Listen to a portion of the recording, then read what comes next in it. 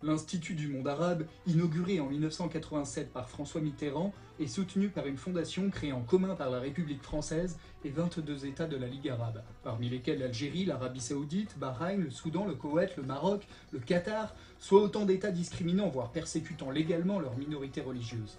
L'objectif affiché de l'Institut visait, selon son premier directeur Bassem Al-Jisser, alors interrogé par France 3 en 1985, à réduire les préjugés, les idées reçues et les malentendus. C'est essentiellement notre tâche, disait-il. Autre objectif avoué sur son site internet, développer et approfondir en France l'étude, la connaissance et la compréhension du monde arabe, de sa langue, de sa civilisation et de son effort de développement. L'islam en tant que religion et civilisation y tient logiquement une place privilégiée. Le principal de l'espace de l'institution est dévolu aux livres, donc majoritairement aux livres attrayant à la culture et à la religion islamique. 80% de la littérature musulmane étant composée de livres de droit, de jurisprudence, la fameuse charia, l'Institut contient logiquement les principaux ouvrages des 4 écoles juridiques du sunnisme. Cet islam classique et multiséculaire fait toujours autorité dans les universités islamiques du monde. Se basant sur les paroles et les actes de Mahomet, venu réformer et parachever les révélations religieuses précédentes, la charia est irréformable par principe. Djihad, châtiment corporel, infériorisation et discrimination des autres religions, irresponsabilisation des femmes, tout est soigneusement codifié dans les livres des juristes musulmans. Ces ouvrages sont donc logiquement surreprésentés dans la librairie boutique du rez-de-chaussée, destinée aux touristes, et dans la bibliothèque destinée aux chercheurs. Nous avons filmé les ouvrages principaux, les best-sellers de la littérature musulmane, vendus d'ailleurs dans toutes les librairies musulmanes de France jusqu'à la FNAC. Vous comprendrez que l'islam classique ou orthodoxe et l'islamisme radical sont des expressions renvoyant à une même réalité.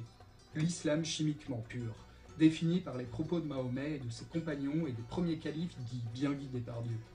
Nous allons commencer par la librairie, puis monterons à la bibliothèque. Ibn Taymiyyah, bien connu des spécialistes de l'islamisme, ce juriste du XIIIe siècle, dont les ouvrages sont largement disponibles dans l'Institut, servit de référence légale pour l'assassinat des moines de Tibérine. Dans son statut des moines, il écrit « Ceux-là, les moines, les oulémas ne controversent pas sur le fait qu'ils sont ceux des Nazaréens, c'est-à-dire des chrétiens, qui méritent le plus d'être tués. » Il a aussi écrit « La religion de l'islam, c'est l'épée qui suit le livre. Si le savoir par le livre et la sunna se manifeste et que l'épée le suit, alors les commandements de l'islam seront établis. » Nous reviendrons sur ces textes plus en avant. Il y a aussi le fameux juriste musulman du XIIIe siècle, l'argument de l'islam, Al-Ghazali. Les compagnons ont donné à la lutte à l'épée contre le mécréant le nom de petit djihad, disait-il. La plupart de ces ouvrages sont présents. On retrouve encore un livre de Ibn Taymiyyah interdisant l'écoute de la musique. Et la fameuse tradition musulmane, les recueils de Al-Bukhari où on lit Le paradis est à l'ombre des épées par exemple. Dans le rayon droit musulman, nous retrouvons le grand juriste de Médine, l'imam Malik, l'imam des imams, qui a condamné à mort ceux qui quittent l'islam. Puis l'ouvrage de référence sur la gouvernance du califat du juriste Al-Mawardi. Combattre ceux qui, après y avoir été invités, se refusent à embrasser l'islam, jusqu'à ce qu'ils se convertissent. À présent, allons plus dans le détail dans ces ouvrages. Selon Ibn Taymiyyah, surnommé le Cheikh de l'islam, quiconque a reçu l'appel du messager d'Allah et n'y a pas répondu doit être combattu, jusqu'à ce qu'il n'y ait plus d'association et que la religion soit entièrement à Allah. Voilà ce qu'est le djihad contre les kafirs, c'est-à-dire les mécréants, les ennemis d'Allah et de son messager. Selon Malika Segal, spécialiste de l'islam au CNRS, Ibn Taymiyyah, ce penseur médiéval amplement utilisé par l'islamisme radical pour justifier le recours à la violence politique, écrit-elle. Les ouvrages d'Al-Ghazali, ce juriste connu sous le nom d'Al-Ghazal en Europe, fut la bête noire des philosophes dont il interdit la lecture. Dans ses ouvrages, il a justifié le djihad. Il a même dit « attache-toi au djihad car c'est le monachisme de l'islam ». Il a aussi recommandé de tuer les personnes qui ont des relations adultérines. Dans les hadiths sahih, les traditions authentiques d'Al-Bukhari, on peut lire « Celui qui abandonne sa religion islamique, tuez-le ». Ô messager d'Allah, quelle est l'œuvre la plus aimée d'Allah, exalté soit-il? Il dit le combat au service d'Allah. Le paradis est à l'ombre des épées également, il a également enseigné de combattre les juifs. Dans l'étagère droit musulman figure Al-Muwatta de l'imam Malik. Appelé l'imam des imams, Malik ibn Anas du 8e siècle est le fondateur de l'école malékite auquel il a donné son nom. Il est reconnu comme le savant de Médine qui aurait été annoncé par Mahomet. Il recommande également le meurtre des moines, se basant sur les propos du premier calife de l'islam Abu Bakr. Il recommande de prendre pour captives les meilleures des femmes issues du butin de guerre afin de pouvoir les violer en toute légalité. Il recommande de couper la tête des apostats, de ceux qui quittent l'islam. Il a recommandé aussi de tuer et de flageller ceux qui ont des relations adultérines. Toujours dans le rayon droit musulman, on retrouve les statuts gouvernementaux d'Al-Mawardi, un juriste du XIe siècle qui est le grand théoricien de l'État musulman. Son ouvrage Les statuts gouvernementaux est une référence concernant les institutions califales. Il enjoint le calife à déclencher le djihad contre les mécréants, à prendre les femmes issues du butin de guerre pour captives et à tuer les mécréants en frappant leur nuque.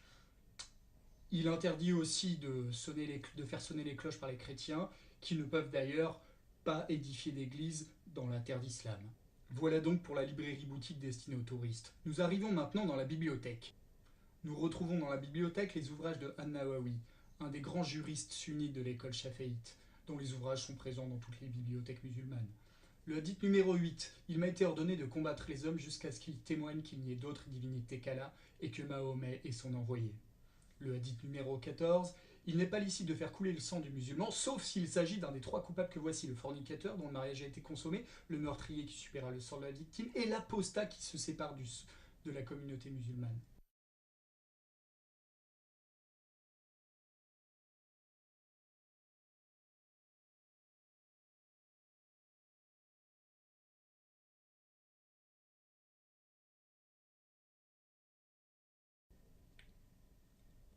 Autre ouvrage très connu de l'imam Al-Nawawi, qui se trouvait pas plus tard que la semaine dernière à la FNAC Saint-Lazare, Les Jardins de la Piété.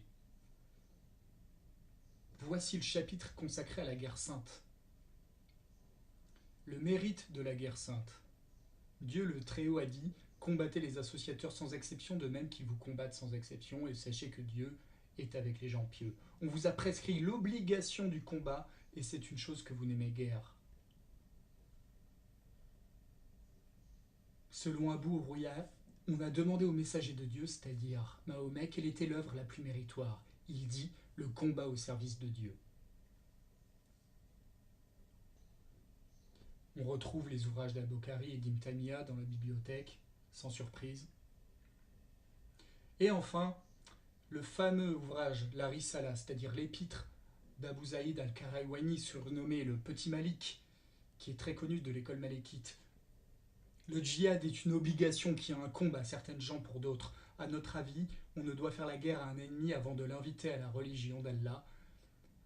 Ils sont sommés d'embrasser l'islam ou de payer la capitation, jizya, c'est-à-dire la taxe spéciale. Sinon, s'ils refusent, on leur fera la guerre. Nul inconvénient à tuer les prisonniers de guerre qu'on aura fait parmi les Blancs. On retrouve les ouvrages de Al-Qardawi, le fameux tchèque du Qatar, qui enseigne de tuer les homosexuels, les apostats, de tuer les juifs également, et qui voit Hitler comme un châtiment divin. Les ouvrages d'Ani Ramadan sont également présents, le frère de Tariq qui a justifié la lapidation dans un article du Monde. Pour lui, la lapidation est une purification. Voilà donc les ouvrages présents à l'Institut du Monde arabe. Nous vous conseillons la lecture pour comprendre l'islam et sa pénétration en France, de l'exception islamique d'Ahmadi Redissi, un ouvrage de Yad Ben Achour pour comprendre l'islam sunnite, majoritaire en France, au fondement de l'orthodoxie sunnite, paru au PUF, et sur l'islamisme près de chez vous, l'enquête de Joachim Velioka, déjà vendue à 8000 exemplaires malgré le silence médiatique, ces mères qui courtisent l'islamisme. Retrouvez nos informations sur islamisation.fr.